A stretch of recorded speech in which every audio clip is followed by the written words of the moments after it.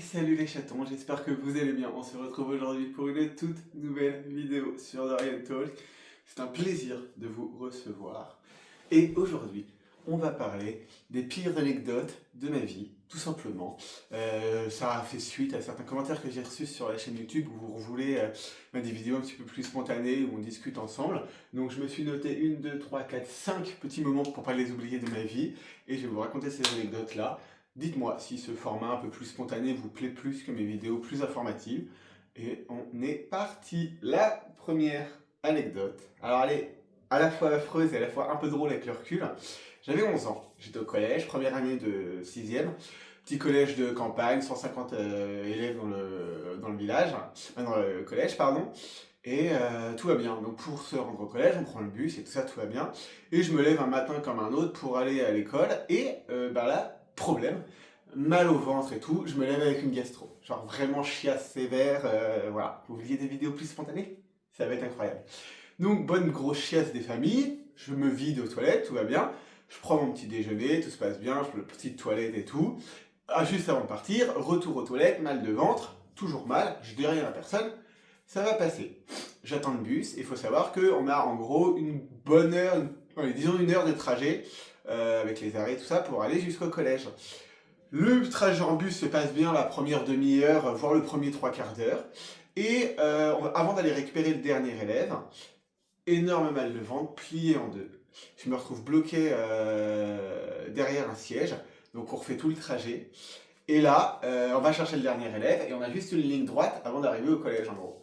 Et au tout début, le bus a à peine redémarré depuis 1 minute, que là, vraiment, je suis pas bien. Je hurle au chauffeur de s'arrêter. Je descends du bus, donc vraiment aux routes départementales avec des champs sur le côté. Je fais le tour, je me fous derrière le bus, et là, je chie.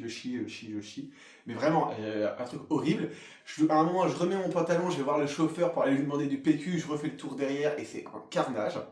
Je finis par jeter mon slip dans le champ d'à côté, parce que, en fait, j'en avais partout, c'était un carnage. Et je remonte dans le bus. Arrivé au collège, je dis à un de mes camarades, tu récupères mon sac dans la soute, et moi je cours jusqu'aux chiottes. Arrivé aux chiottes, une assistante de vie scolaire me dit, bon bah allez, on appelle tes parents, tu rentres chez toi. Donc déjà, une matinée de perdu pour rien.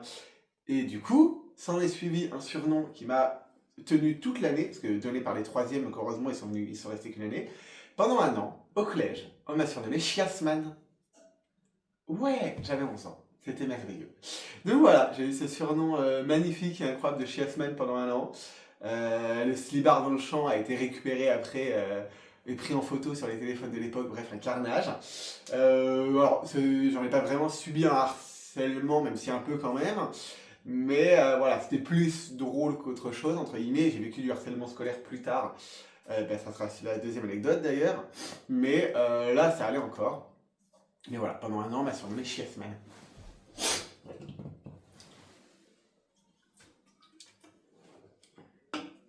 Deuxième anecdote du coup. J'ai 15 ans. Je pars pour 3 ans d'apprentissage en cuisine, donc j'ai à 15 ans ma première année de pré-apprentissage en cuisine. Je quitte ce fameux petit collège de fin fond de la Bourgogne où j'ai grandi pour aller dans un internat et une école, donc ce qu'on appelle un CFA, un centre de formation des apprentis, dans une grande ville à 60 km de chez moi. Tout se passe plutôt bien, jusqu'à ce que je me fasse harceler par mes petits camarades. Ce qu'il faut savoir, c'est que au collège, j'étais un petit branleur.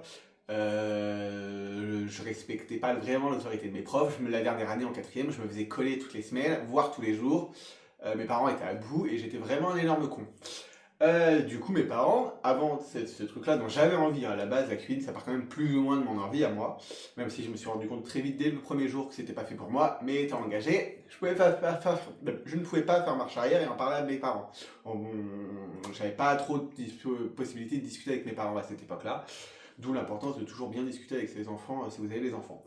Bref, du coup, je me prends 1 année de harcèlement dans la gueule et ça va de claque derrière la tête, vous savez, comme ça, à insulte, à pisser ou chier dans mon lit, à retirer, je me souviens d'une anecdote notamment, quand il y avait les matchs de Ligue des Champions le mardi et mercredi sur TF1, on pouvait avoir une salle, on pouvait aller voir le match. Donc du coup, moi, évidemment, pour pas être avec les autres gosses, j'allais voir le match de foot. Tout se passait bien, j'allais voir le match de foot. Et au moment où je rentrais dans ma chambre, l'extinction des feux avait déjà eu lieu. Je rentre doucement dans ma chambre, et là, il n'y a plus de sommier. Du coup, bah, je me retrouve à dormir dans un lit à côté et tout ça. Et pareil, un autre mercredi, alors là, les notes est encore pire. Je vais pour me coucher après un match de foot, donc tout est éteint. Et là, je sens que le lit est mouillé. Je fais, c'est quand même bizarre que le lit soit mouillé, donc je touche avec ma main le lit. Je sens, on avait pissé dans mon lit. Voilà, génial. Moi, j'allais au CFA, la boule au ventre, je pleurais. J'ai notamment un souvenir de ma grand-mère me gardait cette année-là pendant une semaine. Elle gardait moi et mon petit frère pendant que mes parents étaient en voyage. Ma grand-mère va pour m'amener, c'était une école, une semaine de CFA. Et je pleurais et tout ça, j'étais pas bien. Et ma grand-mère, elle en a parlé des années après, et vraiment, elle était dans le mal et tout ça. J'en vomissais tous les matins avant d'aller au CFA. Vraiment, c'était une horreur. D'ailleurs, si vous êtes sujet à ça ou vous connaissez des gens qui sont sujets à ça, n'hésitez pas à en parler. Ça ne s'arrête que si vous en parlez. Moi, j'ai fait l'erreur de ne pas en parler. Mes parents n'étaient pas en capacité de comprendre ce genre de choses. Mais n'hésitez pas à en parler. Et si ce n'est pas vos parents, parlez-en à vos grands-parents, à les parents, si vous avez des amis dont vous êtes quand même proches, et ils ont forcément des parents, parlez-en à ces parents-là, parlez-en aux surveillants, à l'internat, etc., etc. Si vous êtes victime de quoi que ce soit qui vous met mal à l'école, parlez-en, ça ne s'arrêtera que si vous en parlez. Et il y a des numéros spécialisés, alors là je les ai plus en tête, mais il y a des numéros, vous tapez stop harcèlement sur Google, on vous donne un numéro de téléphone à contacter. Surtout, n'hésitez pas à le faire. Il y a pas longtemps, une gamine de 13 ans qui a mis fin à un séjour dans un lycée, dans un collège du coup, parce qu'elle était harcelée par ses camarades. Surtout, parlez-en, c'est le plus important. Voilà, on va continuer dans les trucs pas joyeux dont je n'ai jamais parlé sur YouTube. C'est le décès de mon papa, donc là, c'est pas une surprise parce que vous le savez, mais bah, je vais vous donner un peu de contexte et vous raconter cette histoire-là un petit peu. Donc c'était en 2008, il faut savoir que moi je suis du 22 juillet et mon papa est décédé, il a eu son accident le 20 juillet et on l'a enterré le 24 juillet. Donc c'est-à-dire que moi en 2008 j'avais 12 ans, c'est-à-dire que pour mon 12e anniversaire, papa était décédé 2 jours avant et il est décédé, on l'a enterré 2 jours après. Ça reste globalement le pire jour de ma vie. De toute façon, je vois pas trop ce qu'on pourrait mettre d'autre en face. Mais en gros, bah, un soir d'été classique, parce que bah, fin juillet, on n'avait pas école. Euh, Au milieu de la nuit, on entend quelqu'un hurler à l'autre bout de la maison, parce qu'en fait, nous, on avait les chambres des enfants étaient d'un côté, et la chambre des parents était de l'autre. Et j'entends quelqu'un au milieu de la nuit hurler. Je me dis, tiens, bizarre quand même, donc du coup, je descends voir. Je descends et là, je trouve ma mère en panique, en hurlant, tout ça dans le salon. Je fais ok, bizarre. Il y a ma soeur quelque part, mais je la resitue pas. Je monte 2 petites marches qui amènent jusqu'à une salle à manger. Et là, j'arrive dans la salle à manger et je vois mon papa en bas des escaliers, totalement défiguré après la chute qu'il venait d'avoir. Et du coup, il avait eu un accident. En fait, il est tombé dans les escaliers, la tête la première, la tête a tapé contre le mur. Et je vous fais pas un dessin, c'était pas beau à voir. Et c'est un truc sur lequel je m'en suis longtemps voulu, c'est-à-dire que donc on a dit 8, j'avais 12 ans. Je m'assois sur la table de la salle à manger, je le regarde, donc je suis à 3 mètres de lui, je dirais. Je vois qu'il essaye de communiquer avec moi, sauf que je suis incapable de communiquer avec lui parce que bah, du coup, lui, la mâchoire, le crâne a quasiment explosé. Donc je comprends pas ce qu'il me dit. Je me souviens de lui avoir dit bah, que je comprenais pas ce qu'il me disait, tout ça en pleurant, tout ça.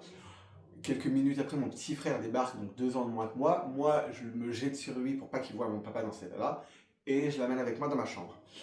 Pendant ce temps-là, mon petit frère, donc 10 ans, qui se pose des questions, tout ça, on entend toujours les hurlements en bas. Je le fais rire, tout ça, j'essaye de lui changer les idées, de lui raconter des bêtises pour pas qu'il se rende compte de ce qui se passe en bas.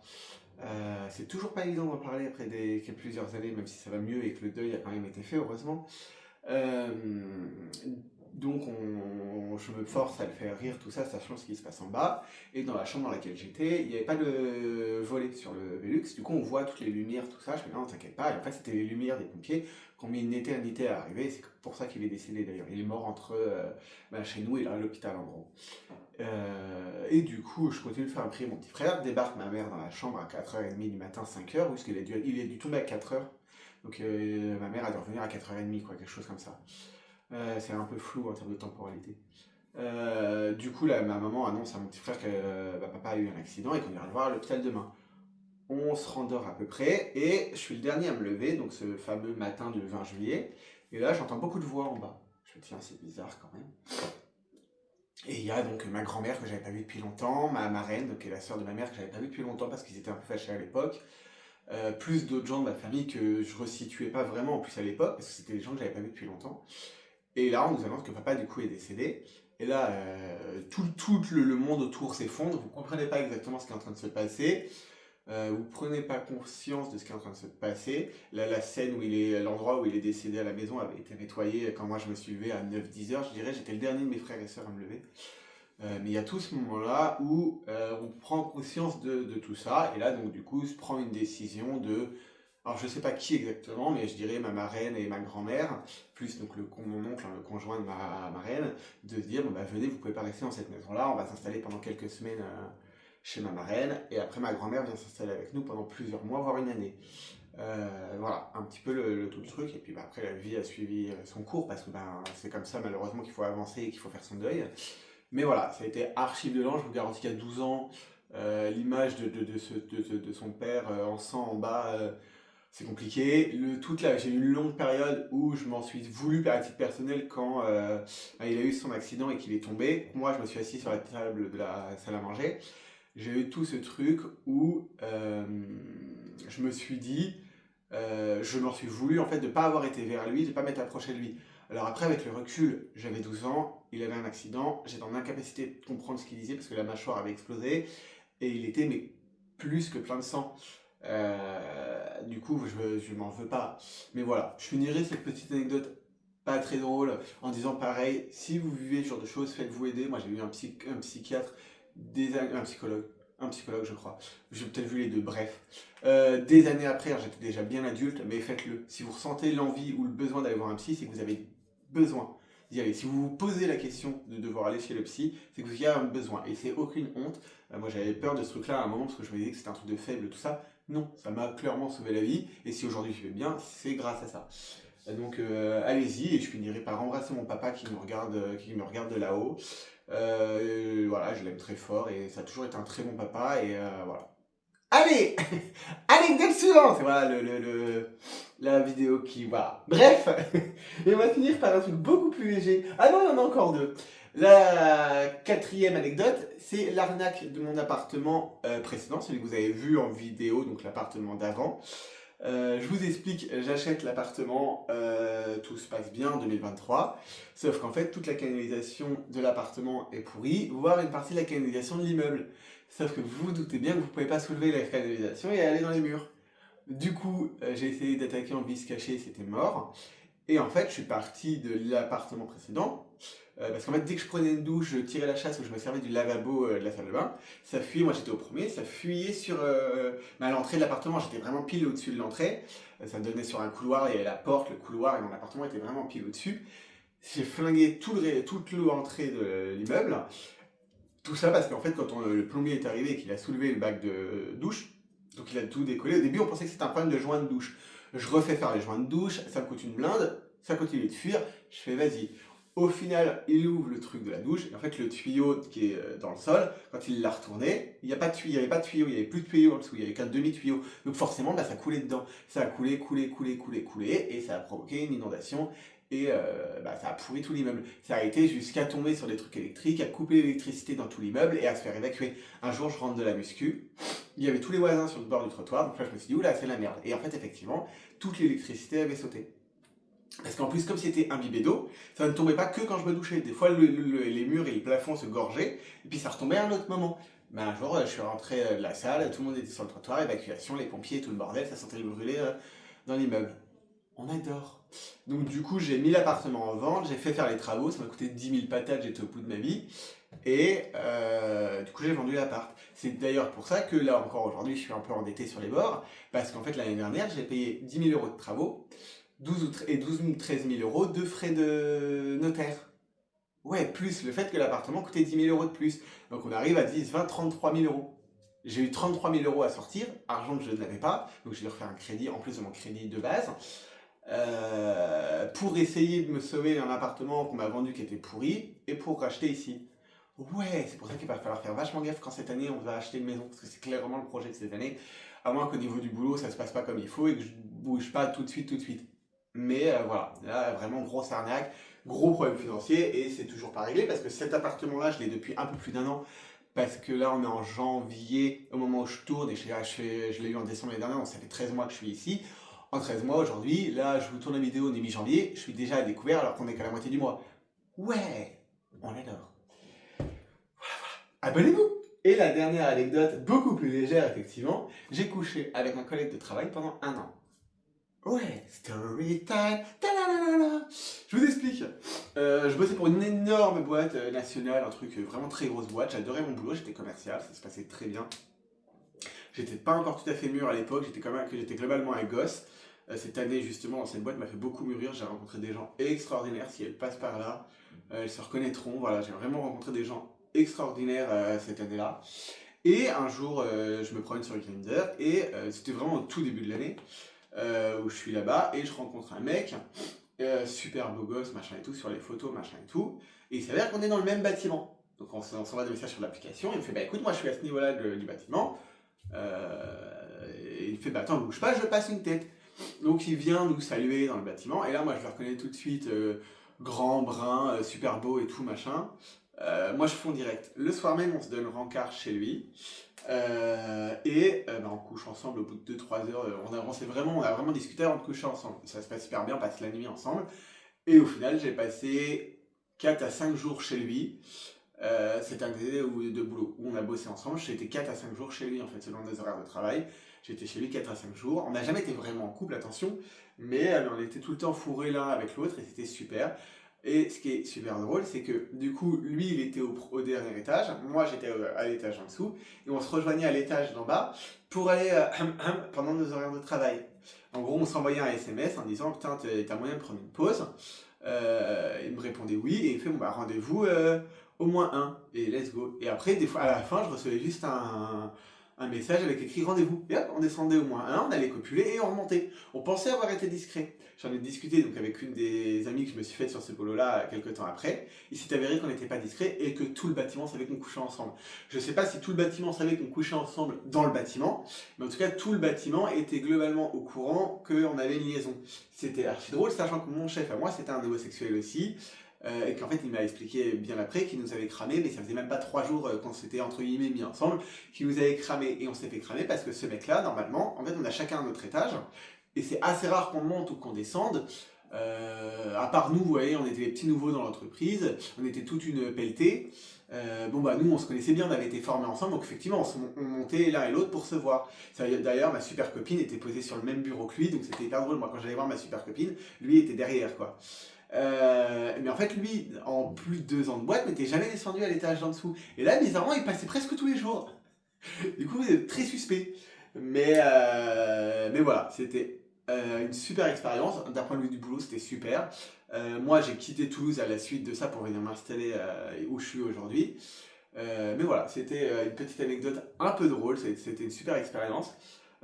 J'ai découvert des trucs que j'aurais jamais pu cru découvrir d'un point de vue de ma sexualité, comme l'uro ou le scato, parce que quasiment tout début qu'on s'est rencontrés, il m'a dit que ce qu'il lui il aimait c'était se faire dessus. Du coup moi je suis gentil, j'ai accepté, et c'est là comme ça que j'ai découvert ça. Je l'ai refait qu'avec lui et je trouve ça plutôt drôle. Mais voilà, c'était les pires ou meilleures anecdotes de ma vie, c'est comme vous le souhaitez. Si ce genre de vidéo plus spontané vous plaît, on like, on s'abonne et on commente. N'hésitez pas à me dire dans les commentaires si ça vous plaît. Vraiment, moi je me base entre autres sur vos commentaires pour vous proposer du contenu qui vous plaît. Donc n'hésitez pas, je pense que là... Oh, petit rototo. Je pense que là d'ailleurs la vidéo est un peu plus longue qu'à l'accoutumée. Mais voilà, en tout cas, n'hésitez pas à me dire en commentaire. Je vous fais des bisous et je vous dis à bientôt sur une... Je vous dis à bientôt pour une nouvelle vidéo sur Dorian Talk. Je sais toujours pas parler. Ciao!